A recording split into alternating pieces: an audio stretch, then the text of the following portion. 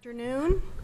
It's great to see so many of you here for the Region 2 conference. I'm Pam Esterman from the law firm of Sive, Paget, and Roselle here in New York City. I served as the ABA SEER Representative Planning Chair for this conference, and ABA SEER is one of the 5 co-sponsors of the conference. The next panel is where we all get to hear from the commissioners, or their representatives, as the case may be. We've had some people who are kind enough to fill in for the commissioners today, their respective commissioners. We have with us on my right Michele Siekerka, who is the Deputy Commissioner of the New Jersey Department of Environmental Protection. And on my left is Ed McTiernan, who is the Deputy Commissioner and General Counsel of the New York State DEC. And to my far right is Emily Lloyd, who is the Commissioner of the New York City Department of Environmental Protection. So we're going to have each speaker speak for roughly 15 minutes, and then we'll allow 15 minutes at the end for questioning. So if you could please hold your questions until the end, that would be preferable. So I'm going to ask Emily to come up. Emily was appointed as Commissioner of the New York City Department of Environmental Protection in February of this year.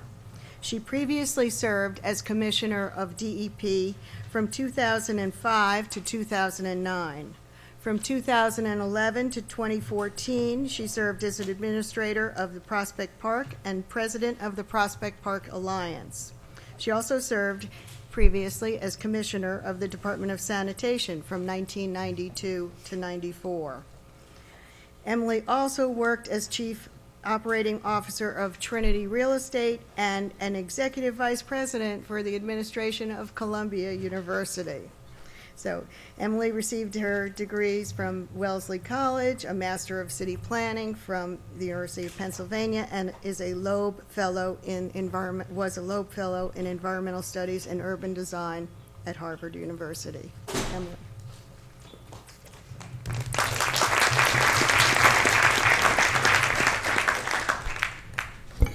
Thank you.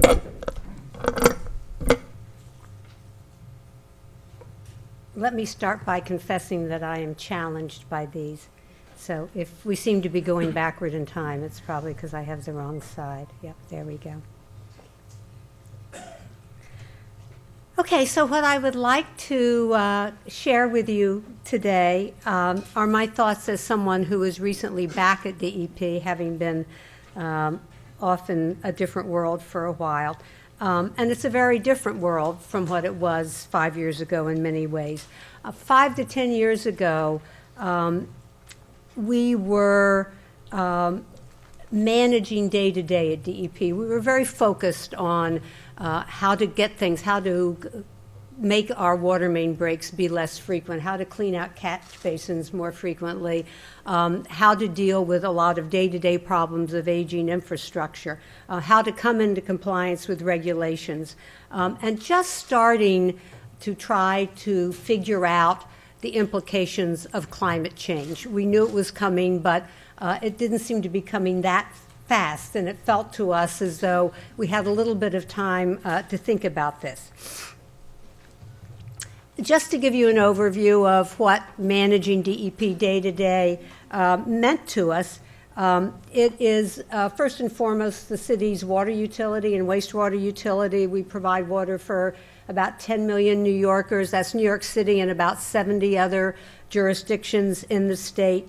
On the water side, if we didn't have climate change and coming into compliance and other things on our minds, we'd probably be doing a victory lap about the fact that we're about to finish Water Tunnel 3, which is the third distribution water for New York City, which means for the first time since 1917, we will take Water Tunnel 1 offline to inspect it and to repair it. It's a little terrifying to think that there would be no way that we could do that if something went wrong without shutting down New York City, and it's been that way for quite a while. There's Water Tunnel 3 that went into operation and has been in continuous operation since 1937. So I assume that they've aged very well, but it's time probably to give at least one of them a rest.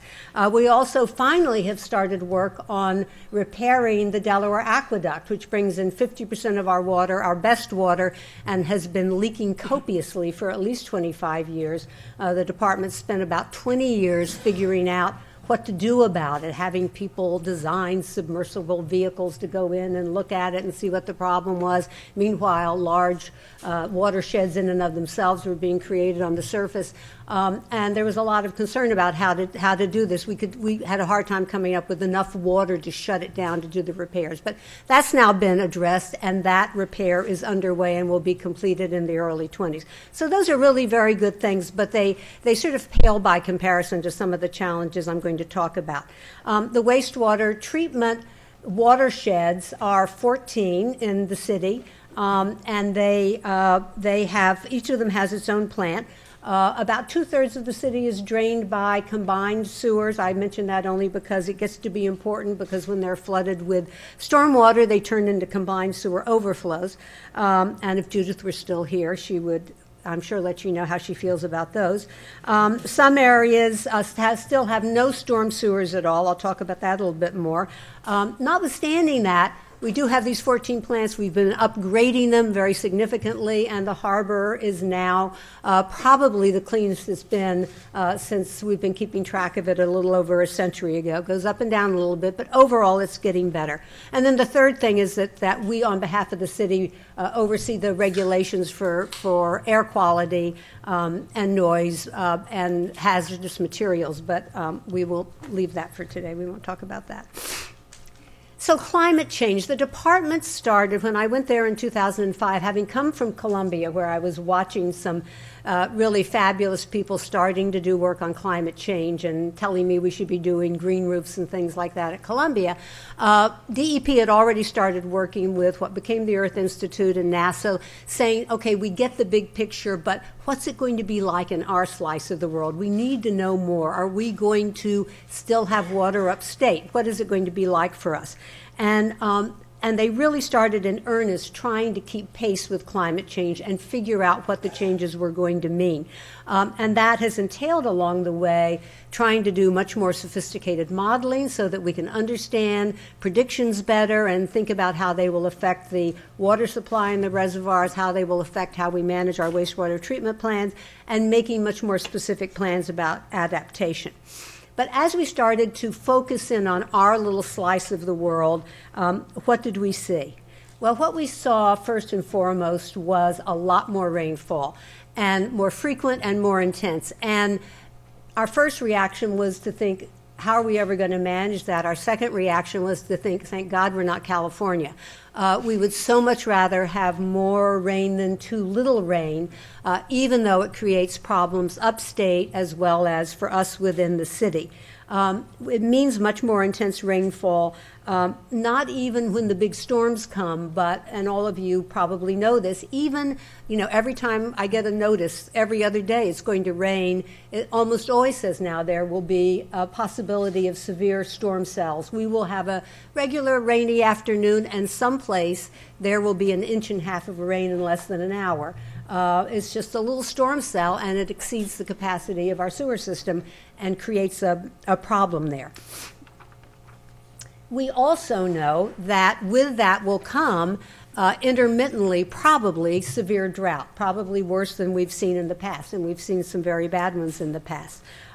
So that we are trying to think about that as well. While we're busy scrambling to think about what to do with too much water, we are trying to, as we think about shutting down the Delaware Aqueduct in 2021, we are saying, well, that's really just like a big drought. So let's try to figure out how to come up with alternative water sources that will work for shutting down the Delaware Aqueduct, but will also work for a big drought.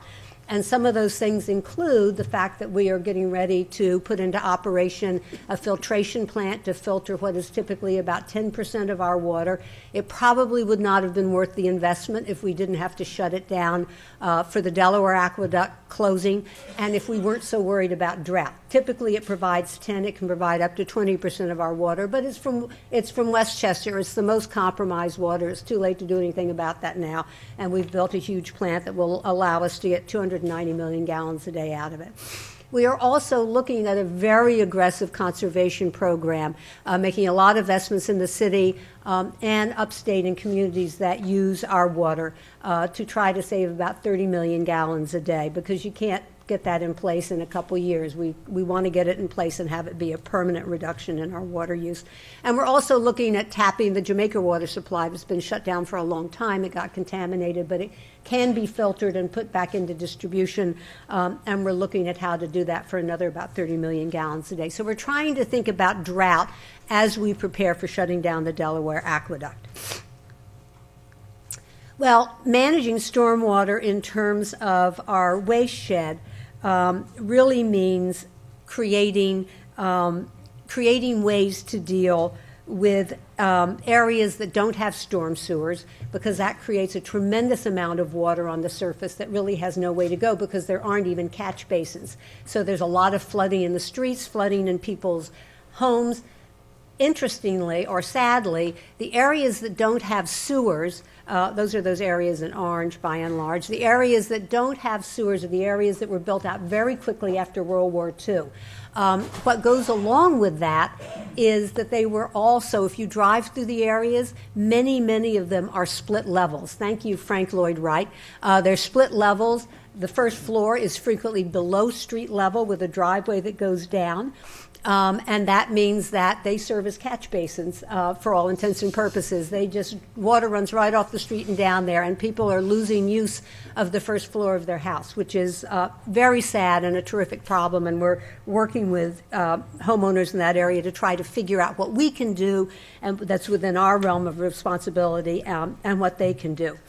We're also getting these storms that scour every bit of debris off the street, tree debris, gum wrappers, you name it, and it goes down so fast that it creates a mat over the catch basins. The catch basin may be in terrific condition, the sewer may be in terrific condition, but the water can't get in it. So again, this creates pooling and flooding, and even really rapidly moving water down streets that you don't expect to see in a place like New York City.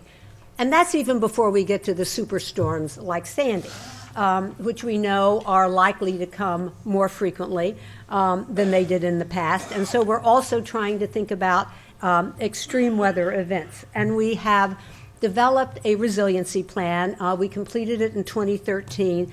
It provides for new design standards that we think if we put them into place, we're telling our bond buyers, by spending about $500 million, we think we can avoid over $1 billion worth of damage, maybe even $2 billion worth of damage and disruption in the future. And it's things like elevating the electrical equipment, making the pumps submersible, making the structures literally airtight. They're on the edge of the water. We can raise them, we can raise all the equipment, but to find a different site and to find a site that is set back from the water in the density of New York City, we think is not something that is reasonable to take on. So what we're trying to do is make our pumping stations and our wastewater treatment plants able to deal with a 100-year flood plus 30-inch rise in sea level. That's building out, we think, 50 or 60 years into the future. As a relative newcomer, again, I said, really? Shouldn't we build higher? And they said, we'll show you the numbers. We don't think it really makes sense. But that's our target now, and maybe we'll tweak it a little bit, but that's probably pretty much where we'll end up. So I've been talking about adaptation and resiliency. Climate change is upon us. It's giving us all this rainwater. It's giving us drought. It's giving us storm surge. And so we're busy thinking about adaptation and resiliency. But you can't just think about adaptation and resiliency. We are also meant to be thinking about how to operate in a more sustainable way. How are we going to not contribute to making it worse by creating more greenhouse gases? And that is a tremendous challenge for us. Poor old sustainability that we were all talking about a few years ago, we really had to put it out of our mind as we came into compliance. New York City had dragged its feet for many years in terms of making huge investments to come into compliance with the federal legislation, and then had to play catch up in the first 10 years of the 21st century with primarily 3 huge projects. A UV treatment plant for all of our west of Hudson, 90% of our water, the Croton filtration plant, an over $3 billion project, the largest one in the world that is now starting to operate, and Newtown Creek, which is our largest wastewater treatment plant, which was built at a time just before the Clean Water Act, and the city dragged its feet on upgrading it because they had just built it, and it was so much better than all the other plants. It just broke their hearts to have to go back. Michael's smiling. I'm sure he knows this history very well. Broke their hearts to have to go back and start all over again and build this behemoth. But they did, and we did, and if you like this building, the same architect designed Newtown Creek, and it's a gorgeous plant, very, very, very popular with visitors, and they give great tours, and people come away saying, I had no idea that's what happened to wastewater. So it really is a terrific project. But here's the thing about it.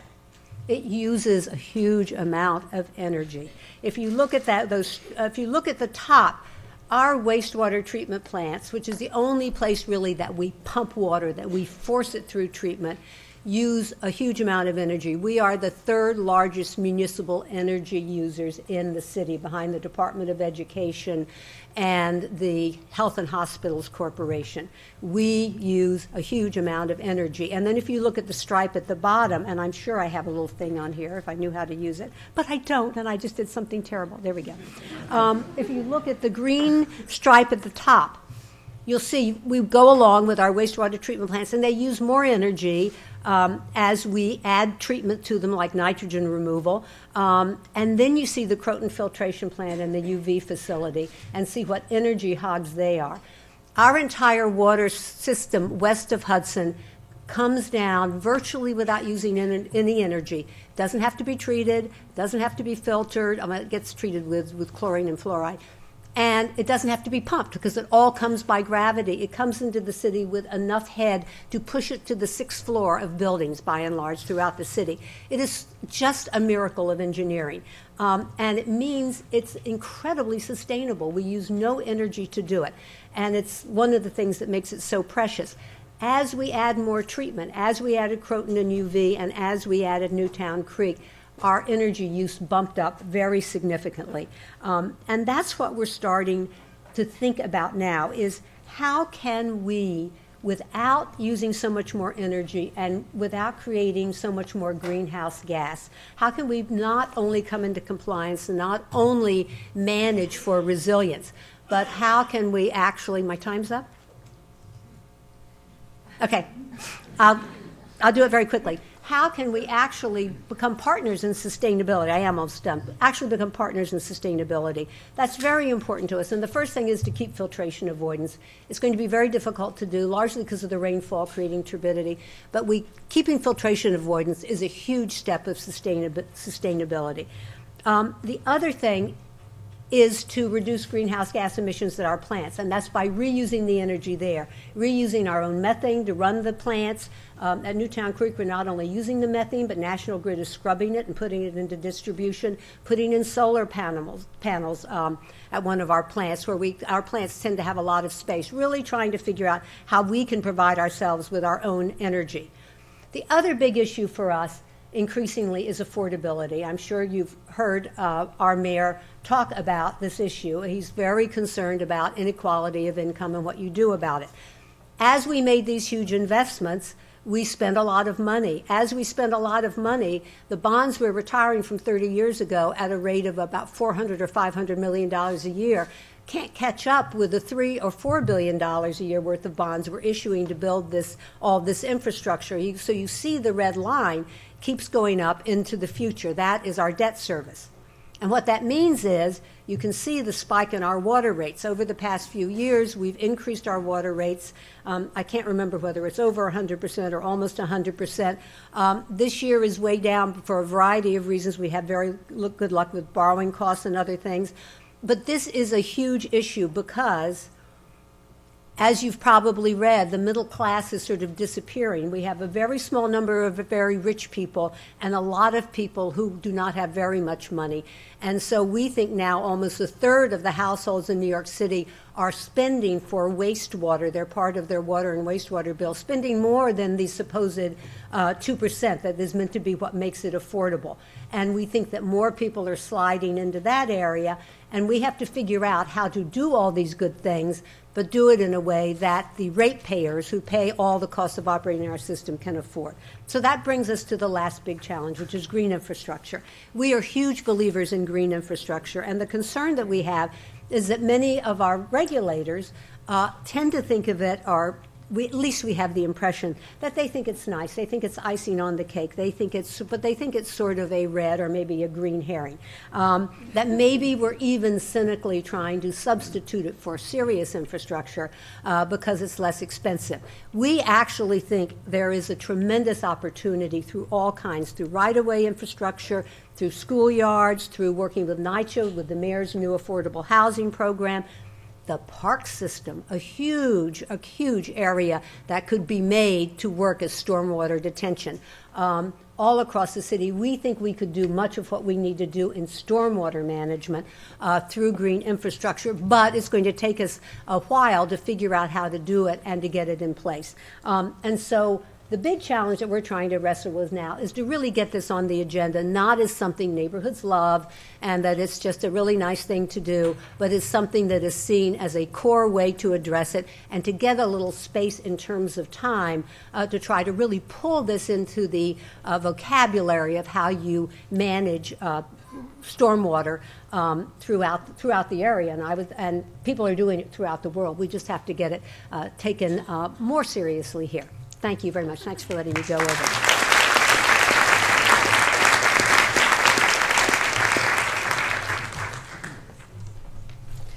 Okay, now we're going to hear from another one of the laboratories, as Judith A spoke about, the state of New Jersey. Michele Siekerka will speak. Michele Siekerka, who is the Deputy Commissioner of the New Jersey Department of Environmental Protection, is going to speak to us. And her most recent position at DEP was Assistant Commissioner for Water Resource Management. And her background includes serving as President and CEO of the Mercer Regional Chamber of Commerce, Senior Legal Counsel and Vice President of Human Resources at the American Automobile Association of America, and as a law partner in a Mercer County law practice. Michele. Thank you. Good afternoon. Good afternoon, everyone. It's a pleasure to be here on behalf of Commissioner Martin representing the New Jersey Department of Environmental Protection today. You did hear that my immediate background before becoming Deputy Commissioner was the Assistant Commissioner for Water Resource Management. And on the next panel, I'm going to take a deep dive on water. But for now, I'd like to spend some time talking to you more about some DEP priorities and transformation that we've experienced in this administration, the Christie administration, how that readied us for Sandy, how it helped us to get through Sandy, and some of the priority Sandy programs we are operating today, in addition to our continuing core mission programs around protecting the land, air, water, and natural resources for the state of New Jersey. But as we say right now in a post-Sandy world, it is all Sandy all the time at DEP. And you may say, many may say, and I'm sure none of you in this room, because of where you live and where you work and what you experienced in Sandy, but in many parts of New Jersey, many folks say, come on, it's post 18 months since Sandy happened. What do you mean there's still so much activity around Sandy? And when I tell you that we spend 80 to 85 to 90% of our time ensuring that we can get people back into their homes, bring restoration to our natural resources, and protect and build more resilient for a stronger New Jersey in the future. That is what we wake up with every day as our core mission, and that is what I do every day. And you know, I remind myself of the urgency of this when every so many weeks I drag my husband for the ride down Route 35 along the Jersey Shore to keep in check for me the rebuilding that still needs to take place in New Jersey and to still see the devastation that people live with every day.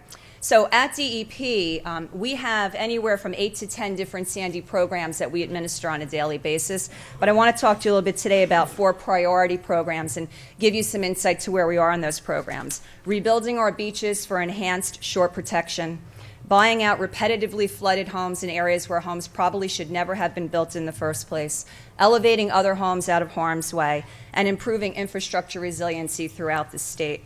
We've made excellent progress on all of these programs, and I'll share some of those statistics with you. So shore protection. New Jersey is home to 127 miles of exquisite, beautiful coastline. Our goal is to protect every inch of that 127 miles. We're doing that in very close partnership with the United States Army Corps of Engineers, as well as our local municipalities. This is all about creating engineered beaches because we know those are the most protective of our coastline. So currently we have been working on replacing 44 million cubic yards of sand along that 127 miles to replace sand that was displaced post-Sandy. Our shores, our beaches look beautiful for this season. They are ready to go. There's a lot of blanket space, as folks like to say, but we still have dunes that need to be replaced. We still have new areas that need dunes. We are working closely with the Army Corps on 8 previously constructed but not completed projects. So that pretty much means they're in there doing operations and maintenance. Those will all be complete this summer. But then there's an additional 11 new coastal flood protection projects that we are working with the Army Corps on. And these are to the tune of about $1 billion. Much of that is federal dollars, but the state brings partner dollars to that as well through our Shore Protection Fund.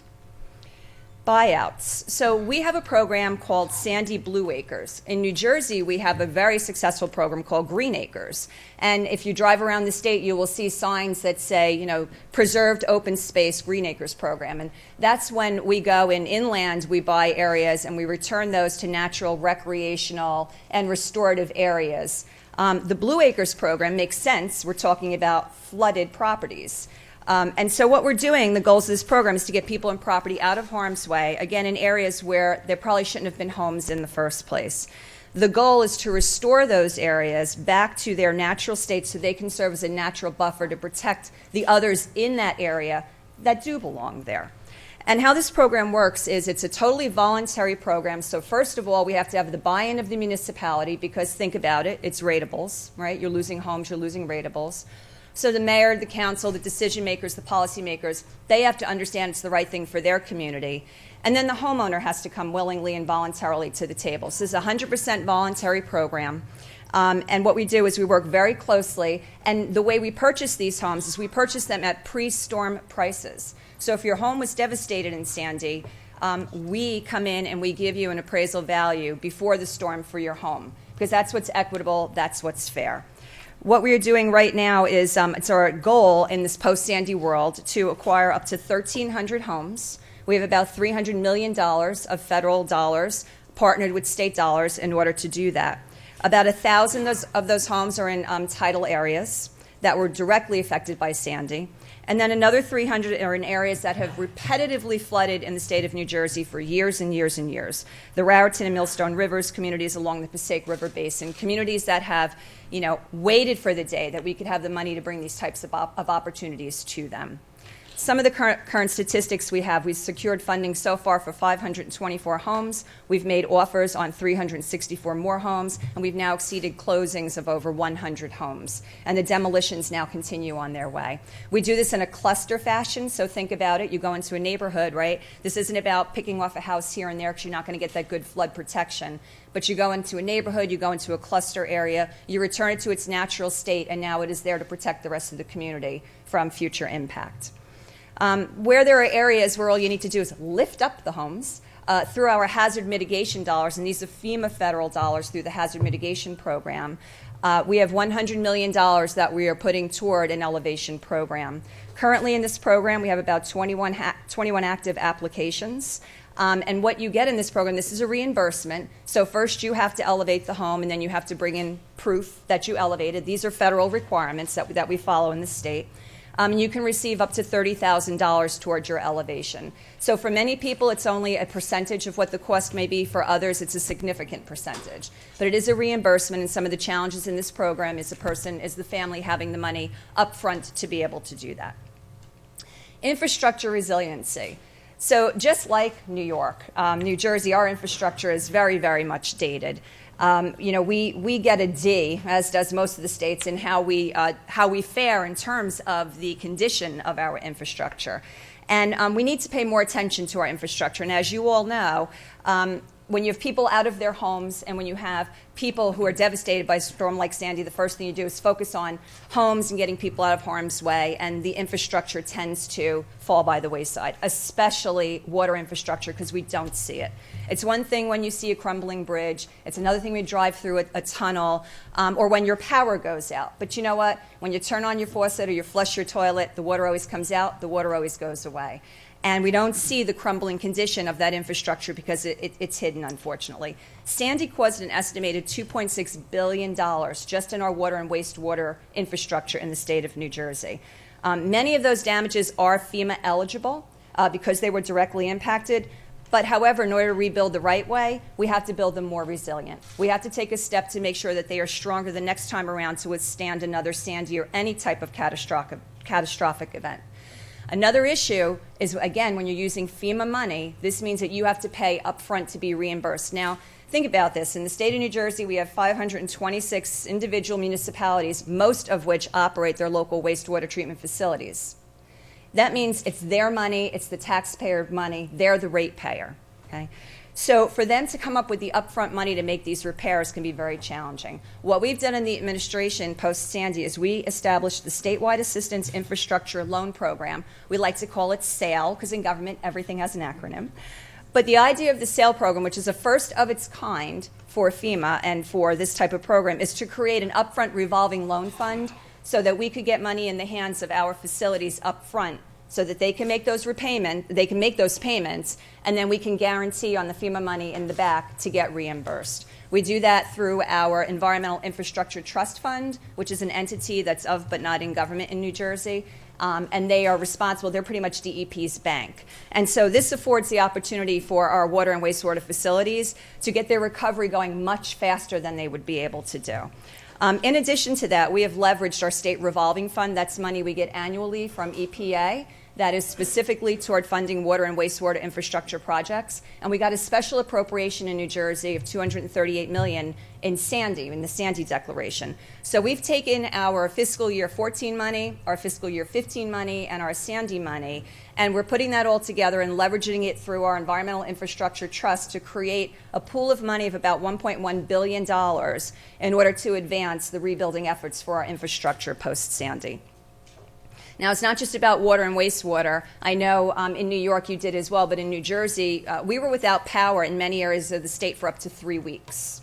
And that impacted not just the homeowners, like myself who went home to a dark house every night, right? But all of these facilities as well. And what did that mean? That meant that these folks were up on generators, that they needed fuel for those generators for up to 3 weeks. That was devastating. It was absolutely devastating. So we need to look at our electrical grid, and we need to look at that infrastructure and how it fuels our homes and our other infrastructure that relies upon that, and all our workplaces and how people can get around. And so what we're doing in this state is, again, a first-of-its-kind type program. We're establishing the Energy Resiliency Bank with a combination of federal and local dollars in order to provide funding for innovative energy, things like combined heat and power, solar, battery supply, any way that we can look to have more smart grid alternatives to either keep the grid up longer or have a faster recovery when the grid goes down.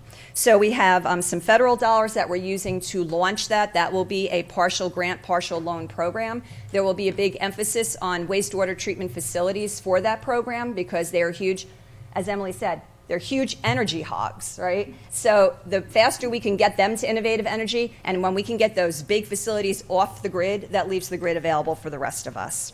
So Sandy continues to be, our first and primary, but I think the only way that we were able to get through Sandy so quickly, recover and rebuild in the way that we are, is from the transformation that we've done over the last 4+ years under the Christie administration. We've put a great focus at DEP of stepping away from a one-size-fits-all approach on how we manage our environmental resources across the state.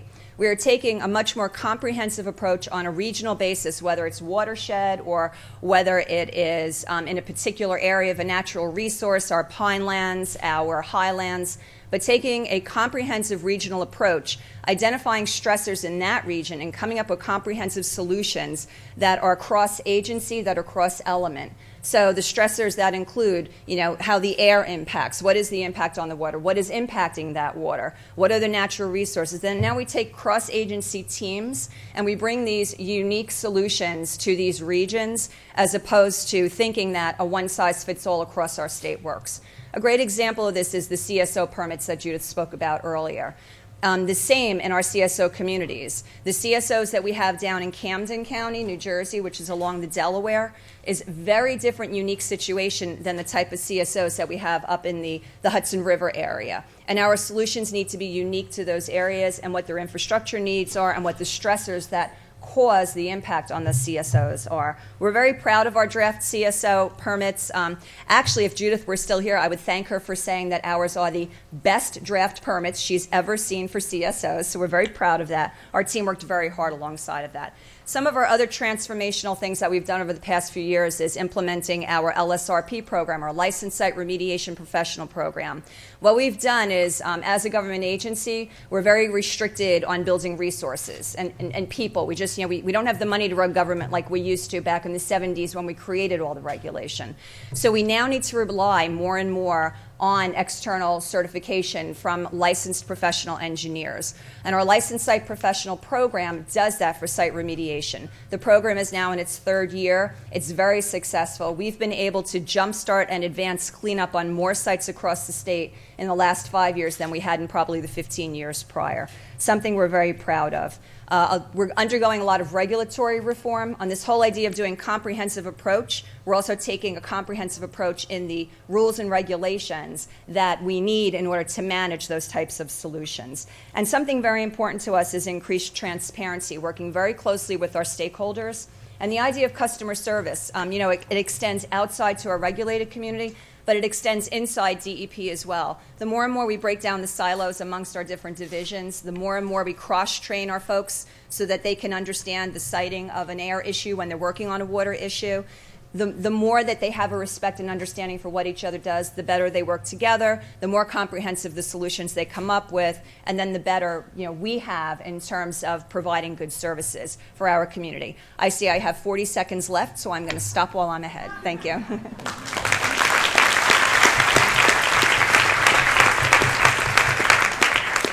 Thank you, Michele. Our third speaker is Ed McTiernan. I'm not going to reintroduce Ed. You all heard from him earlier. Ed is Deputy Commissioner and General Counsel at the New York State Department of Environmental Conservation.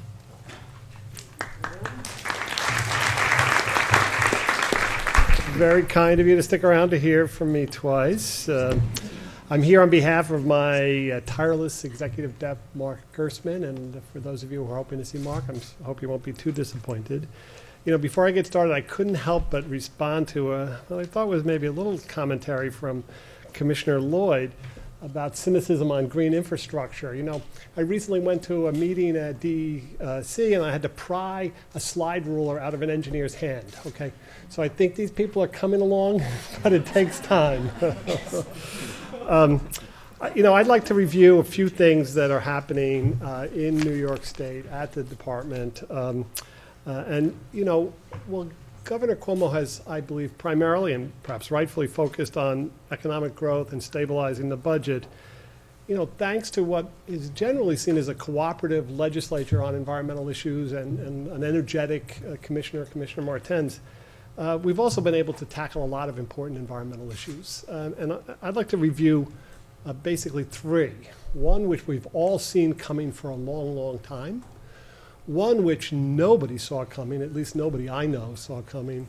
And then some of the changes, some of the institutional and structural changes that are going on at DEC as we try to get rid of those slide rulers and move into the 21st century.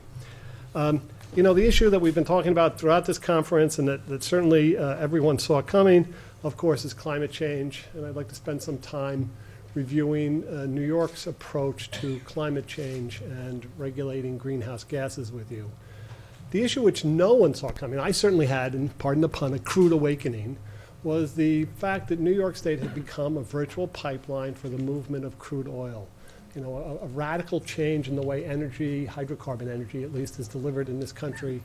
And, if you've been to Albany, you see the multi-mile long train cars waiting to be unloaded. Albany itself has become a major point of debarkation and a transfer point from rail to waterborne transport of crude oil. It's certainly a challenge, and I'd like to talk to you a little bit about that. And then finally, I'd like to talk to you about our initiative, sometimes referred to as LEAN. It's a way of rethinking how we do business, how we interact with you and your clients.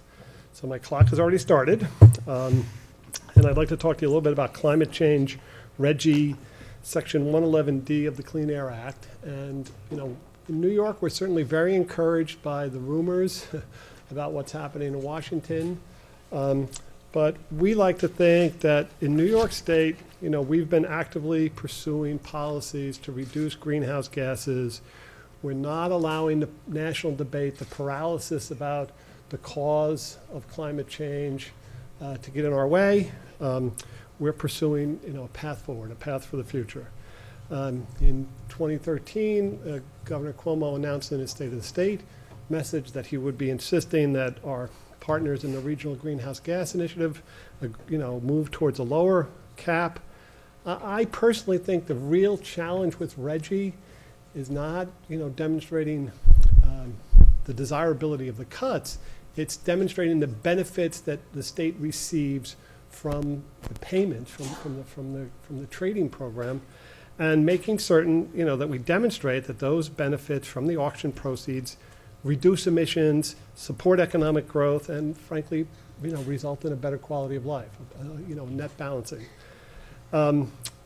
One thing that in New York we are very, very focused on is that, our electric system as a whole tends to be a regional system, a regional delivery system. As a result, we believe that greenhouse gas control and tackling climate change should be handled in a regional way. We think that the RGGI program has demonstrated, that efficient, cost-effective, and reliable electric service can be delivered, and that improvement in our carbon footprint can also, be achieved. So, as we see the RGGI program in New York, it's got to consider both the need for electric power generation and the carbon intensity of that activity. The RGGI states are, we believe, demonstrating that it's feasible to reduce emissions and maintain economic growth. I mean, that is the challenge. We have to all be able to make that argument before we can support these cap and trade type programs. The RGGI states have commissioned several independent examinations, and we believe we've demonstrated that the reinvestment of proceeds from the auctions, have allowed reductions in energy demand, have paid benefits, and each of the states in the program are still able to maintain economic growth comparable to states that are not in the program. We think that justifies much of what goes into RGGI. We also believe in New York that an emissions cap is the way to monitor and verify the program. We work with our federal partners in EPA to move towards an ability to demonstrate compliance, and there's often talk about leakage out of electricity that's generated out of the RGGI region being imported to meet our energy demands, but that problem alone can't discourage us from moving forward. We also think that it's very important as EPA moves on cap and trade and on climate change generally, that they encourage, regional approaches, regional emission reductions, and regional changes to the grid, regional changes to energy supply. Okay, we are concerned if the rules of the game change, that early movers like New York should not be penalized. And we'll be watching carefully and closely as the president's initiative comes down to make sure that, those states that have already invested substantially in reducing their emissions do not find themselves disadvantaged. I know we've heard a lot already about storm recovery and resiliency. I'll try not to repeat a lot of things that have already been said earlier in the conference. I do want to point out one thing that we're very focused on in New York as we build back. It's a regional approach. I spent 25 years practicing there. It happens.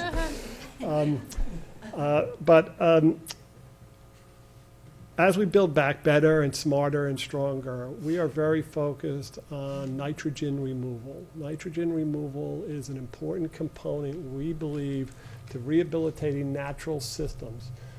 The coastal waterways in much of New York State, certainly in Long Island Sound, the Great South Bay, and the western bays, are stressed by nitrogen. They are not as healthy and as resilient as they should be as a result. So we are pressing forward on many fronts to engage in greater nitrogen removal in all those wastewater treatment plants. We think it's a very important approach to resiliency, and it'll pay dividends in several ways, both the improvement in water quality, but also a greater storm resiliency. The department recently issued a technical paper about marshlands and the importance of marshes that, and their role in storm protection.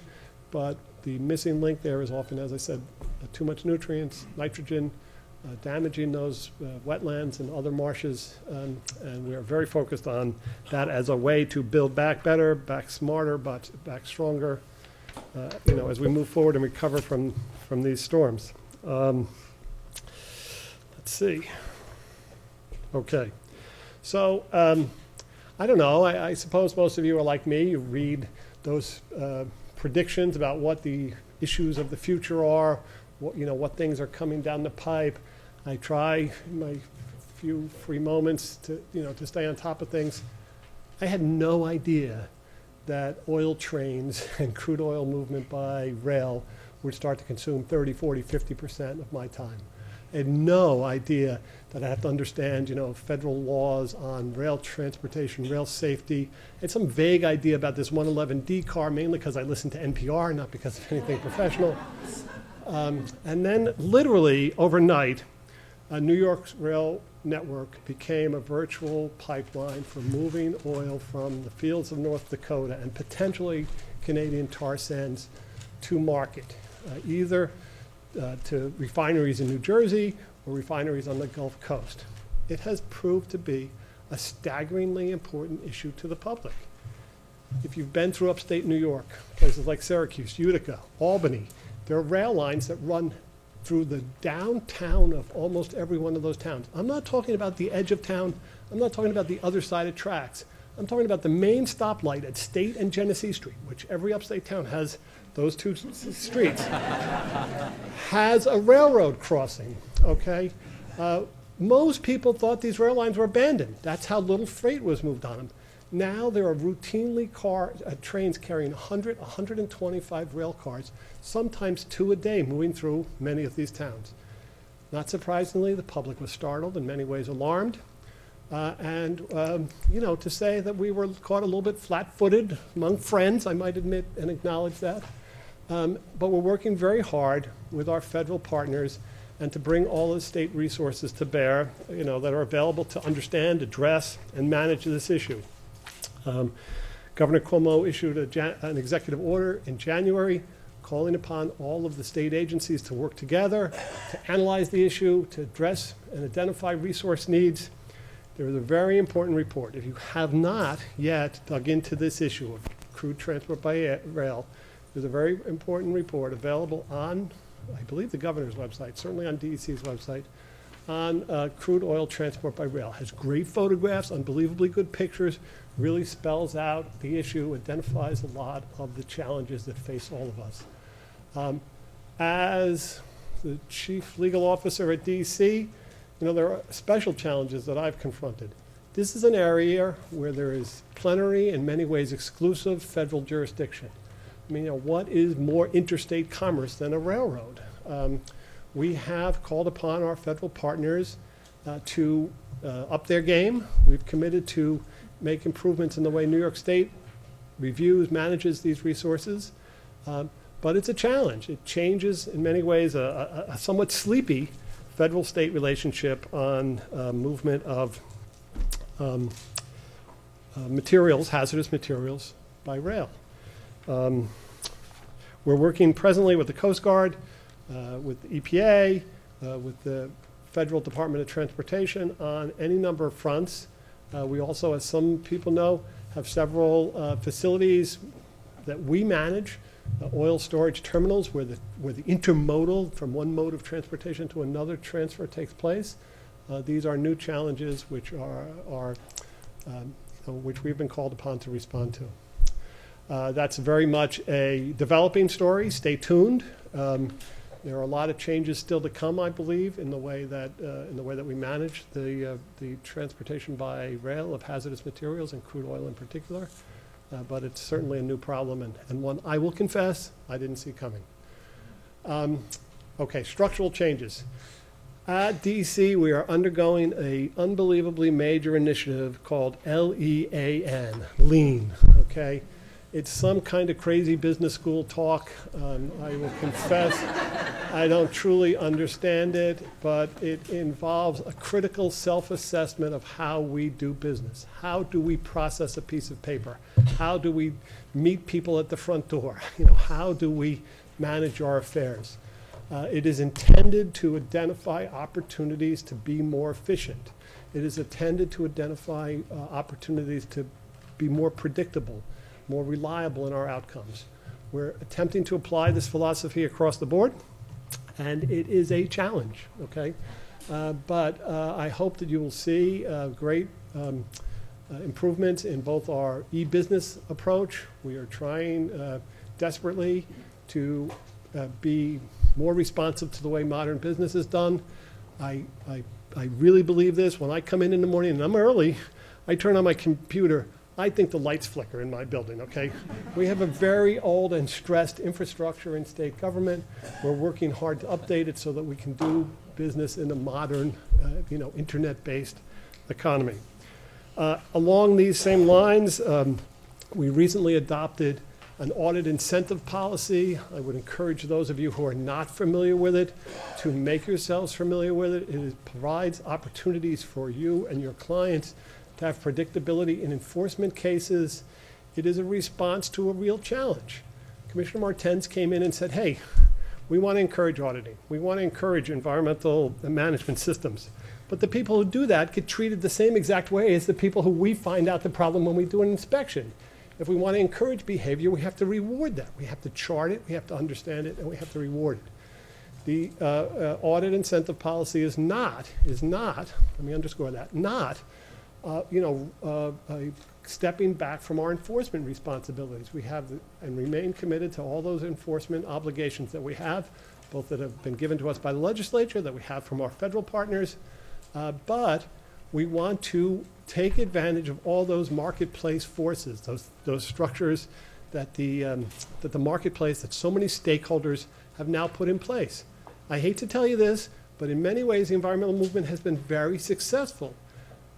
Environmental issues, environmental philosophy has now been incorporated into the way many people do business. We have to recognize that and change in response to it. We believe the audit incentive policy is in part a response to those sorts of changes.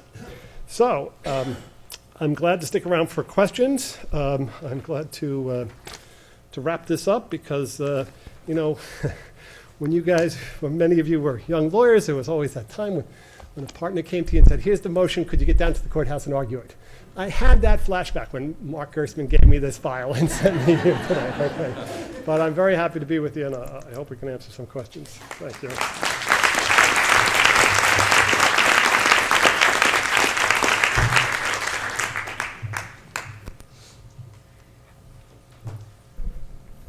Question. Do you have it? This is a curiosity question, really. I had read about the audit incentive program, and I was curious, did you get any takers for it? I'm very pleased to report that we've had takers in, I believe, all of our 9 regions.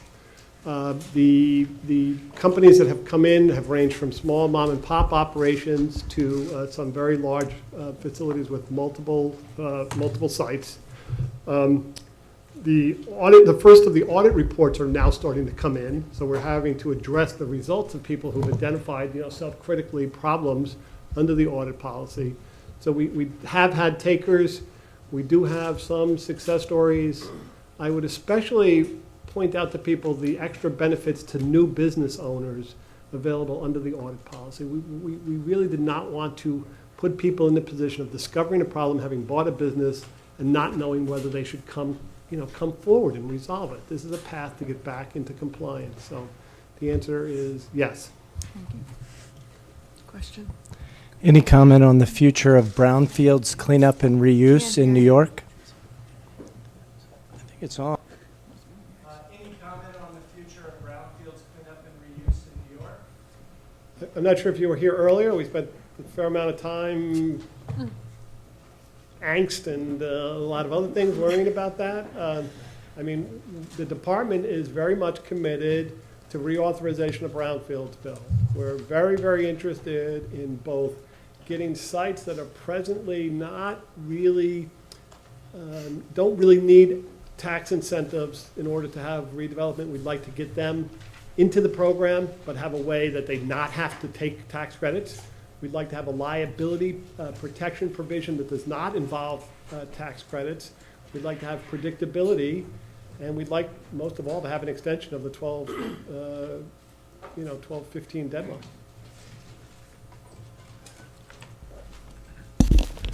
Ms. Lloyd, I wanted to ask, what's being done regarding the high level of fugitive methane emissions from the pipelines, which is 20 times that of CO2 in terms of greenhouse gas?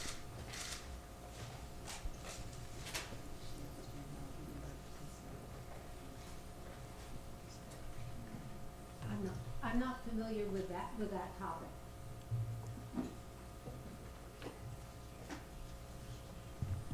I was curious as to whether the LEAN program was going to be used to increase the efficiency and reliability of FOIL responses from the department. We have been experiencing greater and greater delays in substantive FOIL responses from DEC. So FOIL is a huge challenge for state government. I would submit to you that project proponents and project opponents have become increasingly sophisticated in the way they use seeker, the permit process, and FOIL as a tool, a lever, in achieving various advocacy goals. We have, by far, the largest FOIL docket in the state. There are at least 3 lawyers who report to me who are responsible almost full-time for working on FOIL responses. Each one of my programs are instructed to be as responsive as possible to FOIL. We are a decentralized agency. We make decisions in many places, and FOIL is a huge challenge. Will you see improvements? I hope so.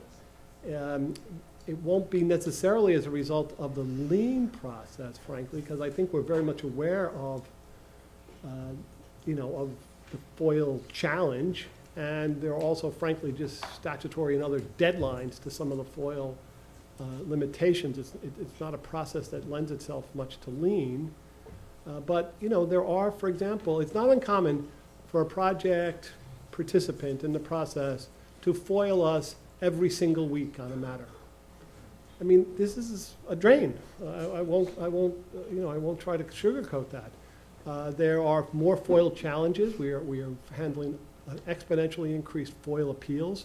When we take the position that something is interagency exempt, it's routinely challenged. So, we're working on it, but I think FOIL has been in some ways perverted. Has this been an issue in New Jersey as well? No? Chris? On the oil by barge and rail issue, does the state foresee the construction of more oil pipelines? And if so, would the federal government or the state government be the key permitting authority for oil pipeline development? So if you were here earlier, I said something I thought was comical, which was, my comments today are gospel and can be used against all elected officials and appointed officials in the state of New York at your election. But I really do not, I don't think the department yet has a position on whether more pipelines would be a solution to the crude oil transport problem.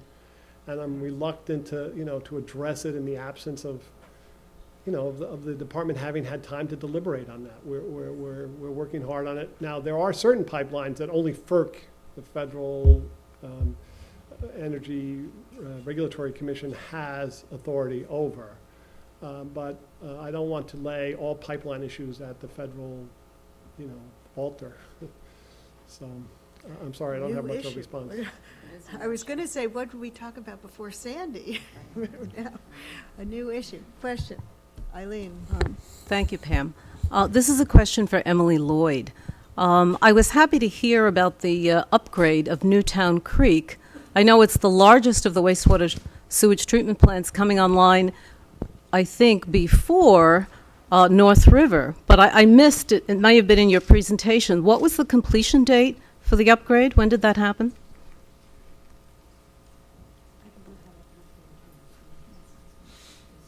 Here we go.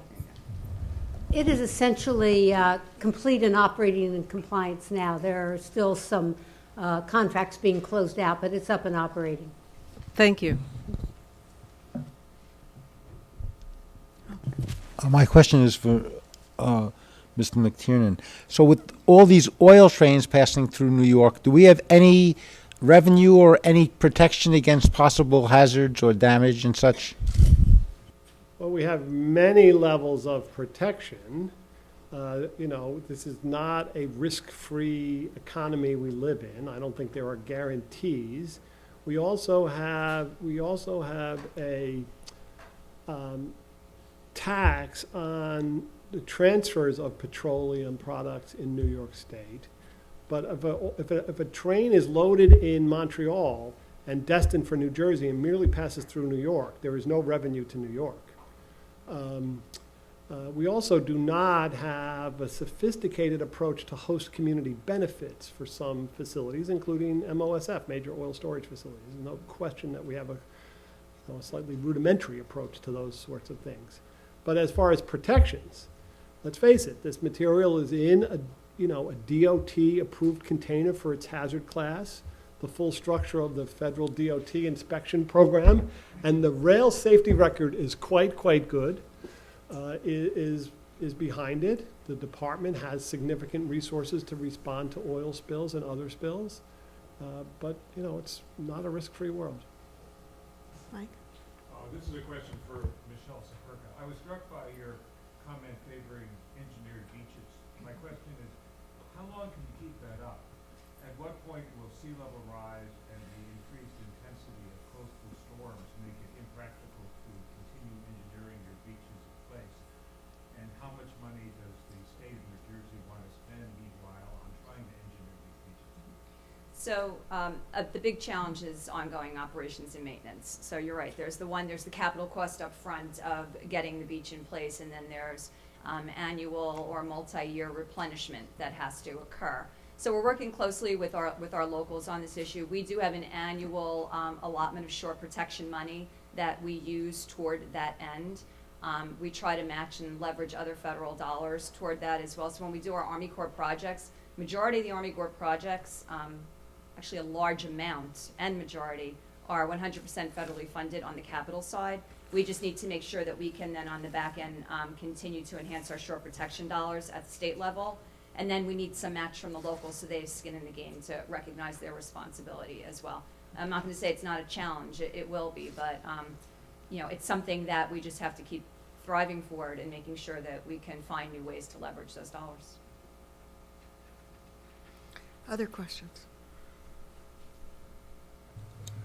In terms of health and safety, of the spills from the pipelines and the trains, I represent the volunteer fire department upstate, and there's no training that these guys have in response or backup to respond to some type of spill or disaster. And not only that, under law, under EPA, there's supposed to be local emergency response committees that every county has to bring together the emergency response teams in terms of police and fire and other first responders.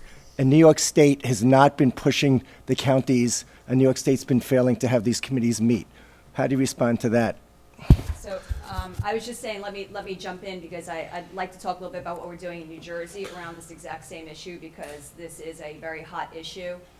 Through our emergency response teams, and one thing that we've put a lot of investment in over the last few years is our GISing at DEP. We have a very strong GIS program with multiple data layers of information that help to inform a lot of our decision making, but it helps us tremendously on emergency response side.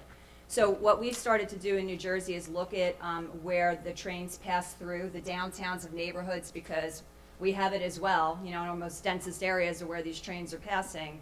And we've been doing some GIS mapping of who would be impacted by what type of spill.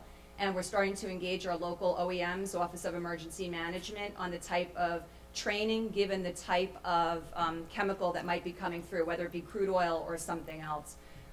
We've created an inventory of the types of contaminants that pass through our state on a regular basis, and we're putting together protocols in partnership with our locals to have those emergency responses ready. So this is all brand new, but we jumped on it immediately, already have done the mapping, already are doing the outreach with the local OEMs, and we think that this will be helpful. I would point out that Governor Cuomo and Commissioner Martens have called on the Coast Guard and other federal response authorities to fully fund a whole host of programs, some of which have been semi-dormant for a while, including mapping of critical habitats and regional spill plans. And we're pressing for federal resources and providing state resources to do these very things. There's no question that there are resources available to local responders right now. Whether every volunteer fire authority in the state of New York has had training, I can't speak to. But there are certainly resources and significant resources being devoted to those, challenges by the state of New York and by the department. We have time for one or two more. Yes.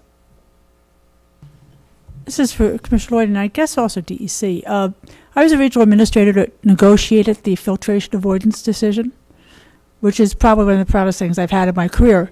The filtration avoidance decision. Hear you. It's on. You can't hear me?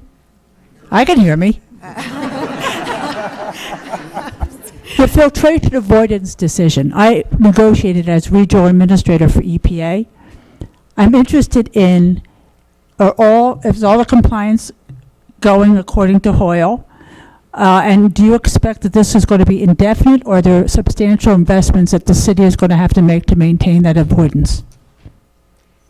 Well, the city makes substantial investments constantly in it. Acquiring land, building wastewater treatment plants, doing stream restoration. So there's a lot that has gone into it on a continuing basis throughout the period since 1992. The current determination goes through 2017. And so each time we have the conversation, part of the conversation is this something that can be really maintained? I think we all agree that at this point in time, probably the biggest threat to it is the larger storms and the amount of clay turbidity that stirs up in the Catskill region, and that in turn can interfere with disinfection. And so that's what we're looking at most closely now. I think that in the future, when we think about various kinds of pharmaceuticals in the water, and other things like that. Those are the unknowns that we don't know if we can, we'll have a significant problem, and if we can deal with it short of filtration. And before it's over, we probably will spend just about as much doing this as we would spend possibly building a plant. Maybe not, but it's very substantial now and will continue to be. But I think it's still a much preferable way to do it. All right, I think that's all we have time for in terms of questions. Please join me in thanking our distinguished panel.